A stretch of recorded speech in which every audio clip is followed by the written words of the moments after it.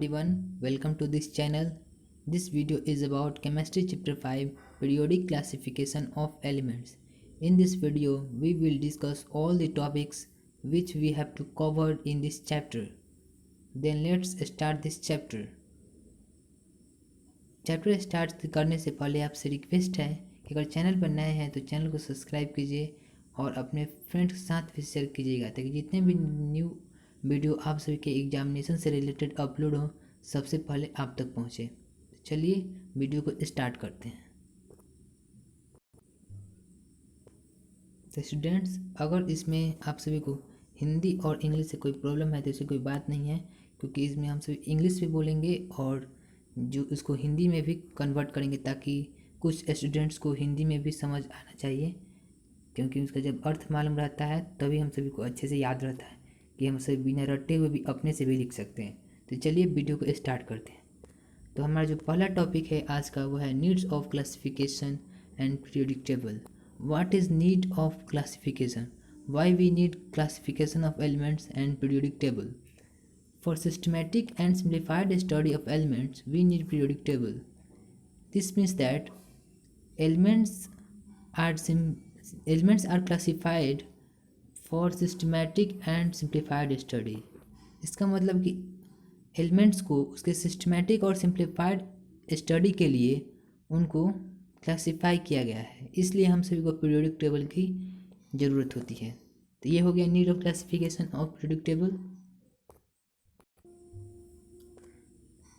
After that, we have to discuss periodics of Dobrenius-Strad, Newland's law of octaves, Mendeley periodic table and Henry Moseley modern periodic table. इन सभी periodic table को हम सभी को discuss करना है इस video में।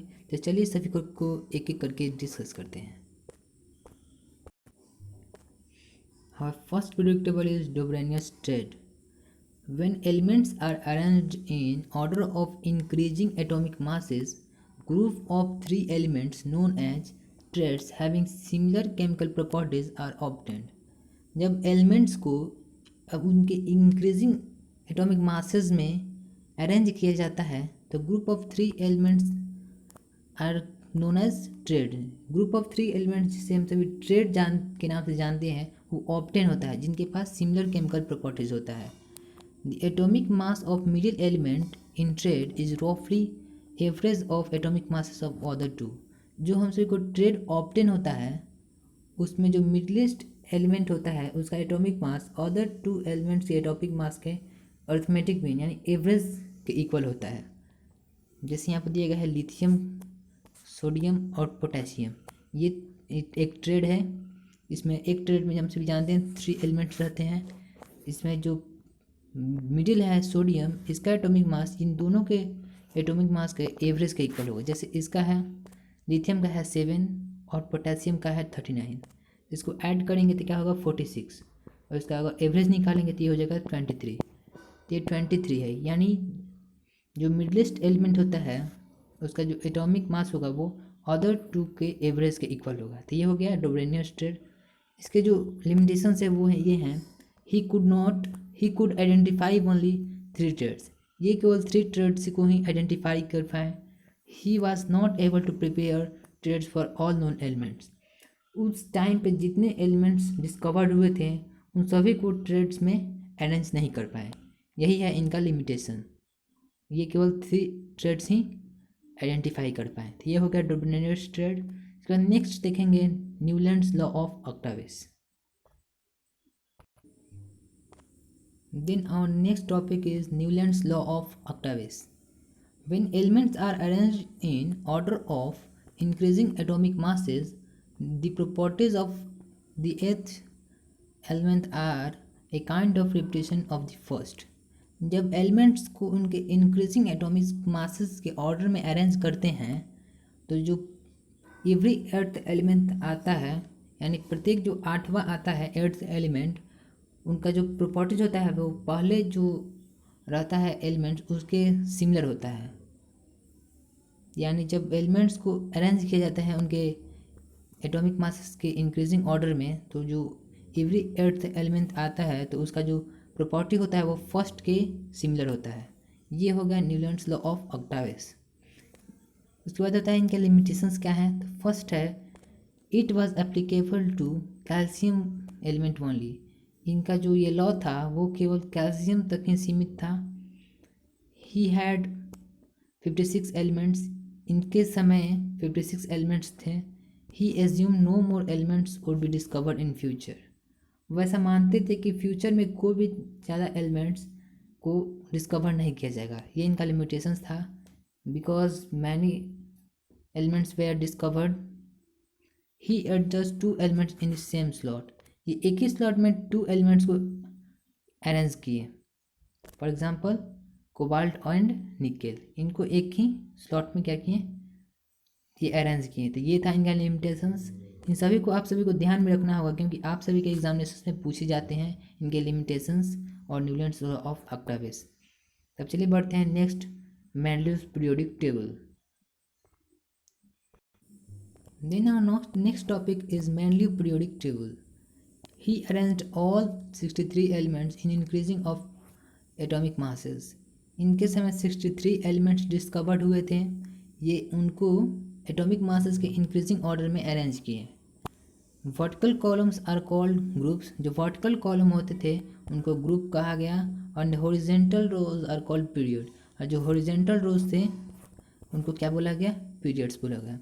मेनलीव पीरियोडिक लॉज, मेनलीव के पीरियोडिक लॉ थे क्या, properties of elements are periodic function of their atomic masses. जो एलिमेंट्स के प्रॉपर्टीज होते हैं वो इनके एटॉमिक मासेस के फंक्शन होते हैं, यानी जो उनके प्रॉपर्टीज हैं वो एटॉमिक मासेस पर बेस्ड हैं। ये इनका पीरियोडिक लॉ था। ये हो गया मेंडलीव पीरियोडिक टेबल। इसके बाद इनके मेरिट्स और डिमेरिट्स भी देखेंगे क्योंकि काफ़ी इंपॉर्टेंट होता है इनका। Then our next topic is merits of Mendeleev's periodic table. First is he left blank for undiscovered element. ये undiscovered elements के लिए खाली स्थान यानी blank space छोड़ दिए थे। He predicted discovery of some elements and named as इक्का बोरॉन एंड इक्का एल्युमिनियम। ये क्या किए थे, some elements की डिस्कवरी के बारे में प्रिडिक्ट किए थे और उनका नाम इक्का बोरॉन और इक्का एल्युमिनियम रखे थे। Novel gases discovered later could be placed without disturbing existing order. ऐसे नॉन पीरियोडिक को अरेंज किए थे, यानी उनका स्ट्रक्चर बनाए थे कि अगर जो नोवेल गैस डिस्कवर होगा वो बिना किसी एलिमेंट्स के जो उसका प्लेस है उसको डिस्टर्ब किए उसको उस पीरियोडिक टेबल में अरेंज किया जा सकता है। ये था इनका मेरिट्स। उसके बाद देखेंगे नेक्स्ट में इनका डिमेरिट्स क्या था। इन सभी को आप सभी को ध्यान में रखना होगा क्योंकि आप सभी के बोर्ड एग्जामिनेशंस में ये पूछे भी जाते हैं। Then our next topic is Mendeleev periodic table demerits, यानी जो मेनलीव का पीरियोडिक टेबल था उसका डिमेरिट्स क्या है। पहला है position of hydrogen. He could not assign correct position to hydrogen. ये हाइड्रोजन को करेक्ट पोजीशन नहीं दे पाए। Position of isotopes, second is isotopes are placed in the same slot even though they have different atomic masses.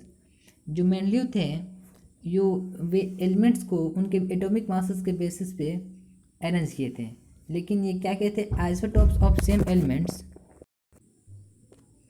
His second demerits is position of isotopes. Isotopes are placed in same slot even though they have different atomic masses. जो isotopes होते हैं उनके पास same atomic number होता है लेकिन different atomic masses.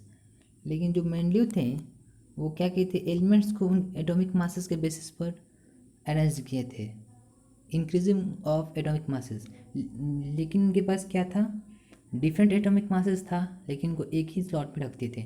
ये इनका demerits हो गया उनके पीरियोडिक टेबल के अनुसार। लेकिन जो मॉडर्न पीरियोडिक टेबल है उसके अनुसार ये सही है क्योंकि आइसोटोप्स को सेम स्लॉट में ही रखा जाता है। ये मॉडर्न पीरियोडिक टेबल, लेकिन इनका जो पीरियोडिक टेबल था उसके कारण इनका लिमिटेशन बन गया। ये separation of chemically similar elements while dissimilar elements are placed in the same group. ये क्या कहते हैं, केमिकली जो सिमिलर एलिमेंट्स होते हैं उनको सेपरेट कर दिए थे यानी सेम ग्रुप से अलग, और जो डिसिमिलर थे उनको सेम ग्रुप में रखे थे। ये इनका क्या था, डिमेरिट्स था। ये होंगे मेनलीव पीरियोडिक टेबल के डिमेरिट्स। तो चलिए बढ़ेंगे नेक्स्ट तरफ, modern periodic table which was prepared by Henry Moseley. अगर ये वीडियो अच्छा लग रहा होगा तो वीडियो को लाइक कीजिए, अपने फ्रेंड्स के साथ भी शेयर कीजिए और चैनल को जरूर सब्सक्राइब कीजिए। तो चलिए देखते हैं मॉडर्न पीरियोडिक टेबल। उसके बाद जो नेक्स्ट आता है वो है modern periodic table. It is prepared by Henry Moseley. ये हेनरी मोस्ले द्वारा बनाया गया। उसके बाद he arranged elements in increasing order of atomic numbers. ये एलिमेंट्स को increasing order of atomic number के बेसिस पर अरेंज किए। जितने भी अभी तक किए थे अर्ली अटैम्प्ट्स, सब क्या किए थे, सब एटॉमिक मासेस के बेसिस पे, लेकिन ये एटॉमिक नंबर के बेसिस पर किए। It has 7 period and 18 groups. इनके पीरियोडिक टेबल में 7 पीरियड्स और 18 ग्रुप्स थे। इनका modern periodic law, properties of elements are periodic function of their atomic masses. जो एलिमेंट्स के प्रॉपर्टीज हैं वो एटॉमिक नंबर पे बेस्ड है, यानी इसी के कारण उनका प्रॉपर्टीज चेंज होता है।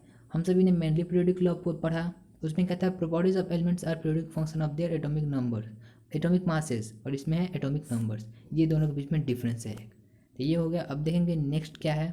नेक्स्ट में देखेंगे पीरियोडिक टेबल। ये एक बार देख लेते हैं। मॉडर्न पीरियोडिक टेबल है, आपसे उसको दिखाया दिया गया है। यहाँ पर 7 ग्रुप पीरियड है। ये एक पीरियड बोला जाता है, ये फर्स्ट पीरियड है, ये सेकंड, थर्ड, 4, 5, 6, 7 इसमें पीरियड होता है। ये जो दो ग्रुप्स होते हैं यहाँ पर होते हैं, और इसमें जो 18 ग्रुप्स हैं यहाँ पर देंगे 1, 2 वैसे ही करके 18 तक। इसमें 18 ग्रुप और 7 पीरियड है। ये है मॉडर्न पीरियोडिक टेबल। उसके बाद जो हमारा नेक्स्ट आता है वो है position of elements in modern periodic table. Modern periodic table में एलिमेंट्स के पोजीशन को कैसे हम सभी क्लासीफाई करेंगे। सबसे पहले आता है modern periodic table consist of 18 groups and 7 periods. यहाँ पर 2 बार लिखा गया है 7, इसको नहीं रखेंगे, यानी इसमें 18 ग्रुप्स और 7 पीरियड्स होते हैं। Valence electron tells about group number.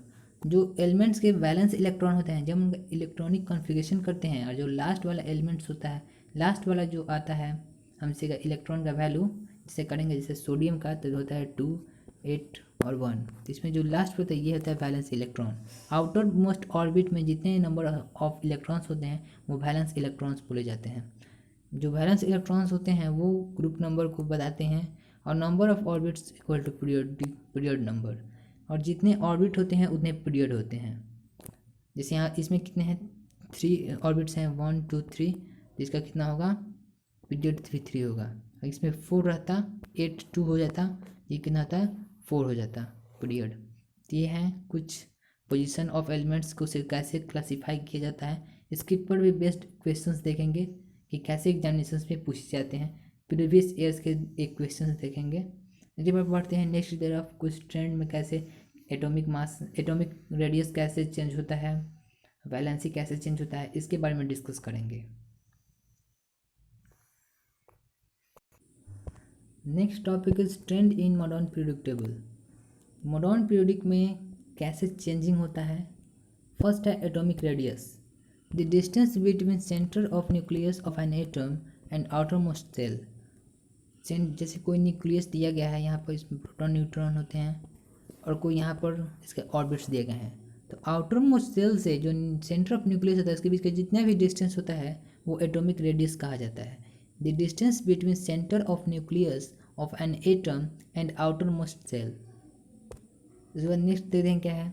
When we move from left to right in a period, जब पीरियड में लेफ्ट से राइट की ओर मूव करते हैं, the effective nuclear charge increases on electrons of outermost cell, which tends to pull outermost cell closer to the nucleus and thus reduce size of atoms। जब हम सभी पीरियड में लेफ्ट से राइट की ओर मूव करते हैं, जो इफेक्टिव न्यूक्लियर चार्ज होता है आउटर मोस्ट सेल्स इलेक्ट्रॉन्स, जो इलेक्ट्रॉन्स होते हैं आउटर मोस्ट सेल में, वो इंक्रीज करता है। जो क्या करता है, आउटर मोस्ट सेल को न्यूक्लियस की तरफ अट्रैक्ट करता है, जिसके कारण जो एटॉमिक रेडियस होता है वो डिक्रीज करने लगता है। ये है इसका कॉज। उसके बाद है when we move down a group, जब हम जब डाउन ग्रुप, जब ग्रुप में नीचे की ओर जाते हैं, the number of shell increases and the atomic radius increases. जब हम सभी ग्रुप में नीचे की ओर जाते हैं तो जो नंबर ऑफ सेल होता है वो इंक्रीज करने लगता है, जिसके कारण इसका रेडियस भी इंक्रीज करने लगता है एलिमेंट्स का। तो ये हो गया कुछ change in atomic radius in a period and group. उसके बाद नेक्स्ट होता है वैलेंसी। वैलेंसी कैसे चेंज करता है? Valency of elements first increases up to 4 and then decreases in a period. Period में जब हम सभी मूव करते हैं लेफ्ट से राइट में, तो पहले 4 तक इंक्रीज करता है और उसके बाद डिक्रीज करने लगता है। उसको देखेंगे कैसे, जैसे कोई एग्जांपल्स है 281, ये इलेक्ट्रॉनिक कॉन्फ़िगरेशन है। उसके बाद होगा 282, 283, 284, 285, 286, वैसे ही 8 तक। तो इसका क्या होगा? वैलेंसी 1, इसका वैलेंसी 2, इसका वैलेंसी 3, इसका 4 होगा, और इसका क्या होगा? 3, इसका 2। सबसे पहले देखते हैं इनका वैलेंस इलेक्ट्रॉन कितना है। तो जो नंबर ऑफ आउटर मोस्ट उसका वो होता है इलेक्ट्रॉन कितना, उसको वैलेंस इलेक्ट्रॉन बोला जाता है। तो इनका जो वैलेंस इलेक्ट्रॉन है वो इंक्रीज करता है। और जानते हैं कि वैलेंसी कैसे निकाला जाता है। जो वैलेंस इलेक्ट्रॉन है उसको 8 में से सब्सट्रैक्ट करके, तो ये 1 2 3 और यहाँ पर 4 होगा, और इसके बाद 8 में से 5 जब सब्सट्रैक्ट करेंगे तो 3, 6 जब सब्सट्रैक्ट करेंगे तो 2, 7 को करेंगे तो 1, और 8 को में से 8 को करेंगे तो 0। यानी पहले 4 तक क्या करता है? इंक्रीज करता है, उसके बाद डिक्रीज करने लगता है। ये वैलेंसी का चेंज है। उसके बाद आता है valency remain same in moving down a group. जब डाउन ए ग्रुप मूव करते हैं तो वैलेंसी सेम रहता है, क्योंकि जैसे पहले होगा 21, 281, 2881, तो जो नंबर ऑफ वैलेंस इलेक्ट्रॉन है वो भी सेम रहता है। अगर ये सेम है तो वैलेंसी भी सेम रहेगा। तो ये है इसका कॉज कि क्यों सेम रहता है और किस लिए इंक्रीज करता है 4 एलिमेंट्स तक, उसके बाद डिक्रीज करने लगता है। तो ये कुछ चेंजेस इन वैलेंसी है। उसके बाद आता है कि मेटालिक प्रॉपर्टी। अगर किसी का कहेगा कि इलेक्ट्रॉन गेन करने की कैपेसिटी, लूज़ करने की कैपेसिटी क्या करता है? इंक्रीज करता है कि डिक्रीज करता है? जैसे कि हम सभी जानते हैं, जब हम सभी पीरियड में लेफ्ट से राइट को रिमूव करते हैं तो जो एटॉमिक रेडियस है वो डिक्रीज करने लगता है। अगर डिक्रीज करता है तो जो इफेक्टिव न्यूक्लियर चार्ज होता है आउटर मोस्ट इलेक्ट्रॉन पर, वो क्या होता है? इंक्रीज करने लगता है, जिसके कारण इलेक्ट्रॉन को लूज़ करने की कैपेसिटी क्या होती है? वो डिक्रीज हो जाती है, और गेन करने की कैपेसिटी इंक्रीज हो जाता है। तो ये कुछ है। अगर लूज़ करने की कैपेसिटी डिक्रीज कर जाएगा तो जो मेटालिक प्रॉपर्टी है वो भी डिक्रीज करेगा, और नॉन मेटालिक प्रॉपर्टी इंक्रीज करेगा। वैसे पूछा जाता है इलेक्ट्रोनिगेटिविटी। इलेक्ट्रोनिगेटिविटी मीन्स गेन करने की कैपेसिटी। तो गेन करने की कैपेसिटी इंक्रीज करता है तो इलेक्ट्रोनिगेटिविटी भी इंक्रीज करेगा, तो इलेक्ट्रोपॉजिटिविटी डिक्रीज करेगा। वैसे कुछ होते हैं, बस यही दो मेन होते हैं, वैलेंसी और वैलेंस इलेक्ट्रॉन और एटॉमिक रेडियस, इस पे ही बेस्ड सभी हैं। और उसके बाद बोलेगा नेचर ऑफ ऑक्साइड कैसे चेंज करता है। तो अगर जानते हैं कि जैसे कि मेटालिक से नॉन मेटालिक की ओर इंक्रीज करता है, इधर मेटालिक होगा प्रॉपर्टी, लास्ट में जाकर नॉन मेटालिक। तो मेटल का ऑक्साइड क्या होता है? बेसिक होता है, और नॉन मेटल का होता है एसिडिक। तो बेसिक से एसिडिक की ओर इंक्रीज करेगा। तो ये होंगे कुछ ट्रेंड्स क्या होते हैं। उसके बाद इस पर बेस्ड एक क्वेश्चंस देखेंगे कि कैसे किसी के पोजीशंस, एलिमेंट्स के पोजीशन को कैसे फाइंड करेंगे। तो चलिए देखते हैं उस क्वेश्चंस को। अगर वीडियो अच्छा लग रहा होगा तो वीडियो को लाइक कीजिए, क्योंकि इससे हम सभी को मोटिवेशन मिलता है। आप सभी के लिए वीडियो अपलोड करते हैं। देख रहे हैं कि 5 वीडियोस, जो 5 चैप्टर्स हैं केमिस्ट्री क्लास 10 के, वो सभी वीडियो अपलोड हो चुके हैं। ये लास्ट जो चैप्टर है, चैप्टर 5, इसका वीडियो है। इसके बाद मैथ्स के कुछ इंपॉर्टेंट जो वीडियोज़ हैं सभी अपलोड होंगे। कुछ वीडियोज़ पहले से ही अपलोड हैं जो आप सभी के प्लेलिस्ट में मिल जाएंगे। तो चलिए इसको देखते हैं कि कैसे करेंगे। नेक्स्ट क्वेश्चन है एन एलिमेंट। ये जो क्वेश्चन है हम सभी के बोर्ड एग्जामिनेशंस 2016 में पूछे जा चुके हैं। तो अब देखते हैं इसको कैसे हम सभी सोल्व करेंगे। तो क्वेश्चन है an element x has mass number 35, जिसका मास नंबर है वो 35 है, and number of neutrons 18, number of neutrons 18 है। न्यूट्रॉन का वैल्यू क्या है? 18 नंबर, और इसका मास नंबर है 35। तो हम सभी जानते हैं mass number equal to number of proton plus number of neutron. तो नंबर ऑफ प्रोटॉन निकाल सकते हैं, सब्सट्रैक्ट करेंगे 18 तो आ जाएगा 17। ये हो गया प्रोटॉन। और हम सभी जानते हैं number of proton equal to atomic number, तो एटॉमिक नंबर भी क्या होगा? 17 होगा। से लिख सकते हैं एटॉमिक नंबर इक्वल टू 17। तो ये पहला आ गया, राइट दी एटॉमिक नंबर। उसके बाद आता है electronic configuration of x. Electronic configuration लिखना है, तो इसको कैसे लिखेंगे 287, ये होगा इसका electronic configuration. And also right groups and period number of valency of x. तो बोलेगा ग्रुप नंबर और पीरियड नंबर। तो पीरियड नंबर दिखाई दे रहा है कि कितना है, ऑर्बिट 1 ऑर्बिट 2 ऑर्बिट और 3 ऑर्बिट्स, तो कितना होगा, पीरियड नंबर 3 होगा। ये आसान है। तो इसमें हम सभी ने निकाल लिया, एटॉमिक नंबर था, जैसे हम सभी पहले वैल्यू निकाल दिया था, एटॉमिक नंबर आया था हमारा 17, इलेक्ट्रॉनिक कॉन्फ़िगरेशन था 287, और जिसका 3 ऑर्बिट्स हैं 1 2 और 3, तो इसका पीरियड नंबर हो जाएगा 3। इसका निकालना है ग्रुप नंबर। अगर देखेंगे जो वैलेंस इलेक्ट्रॉन है वो 2 होगा या 2 से कम, यानी 1 2 होगा, तो जितना होगा उतना ही होगा ग्रुप नंबर।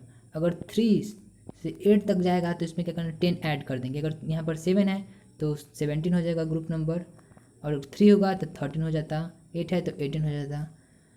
ये देखा जाता है। हम सभी के बोर्ड एग्जामिनेशंस में क्लास 10 में केवल कैल्शियम तक ही पूछा जाता है, इससे अधिक नहीं पूछा जाता है। ये है, इतने ही पूछे जाते हैं। तो चलिए अब देखेंगे नेक्स्ट क्या होते हैं। तो नेक्स्ट वीडियोज़ होंगे मैथ्स के, और मैथ्स के जितने भी इंपॉर्टेंट वीडियोज़ आप सभी के लिए हैं सभी प्लेलिस्ट में दिए गए हैं, और जो आप सभी के एग्जामिनेशंस में पूछे जाएंगे उसको भी अपलोड किया जाएगा। अगर वीडियो अच्छा लगा हो तो वीडियो को लाइक कीजिए, अपने फ्रेंड्स के साथ शेयर कीजिए, और चैनल पर नए हैं तो चैनल को सब्सक्राइब कीजिए, ताकि जितने भी इंपॉर्टेंट वीडियोज़ हों सबसे पहले आप तक पहुँचें। Thank you.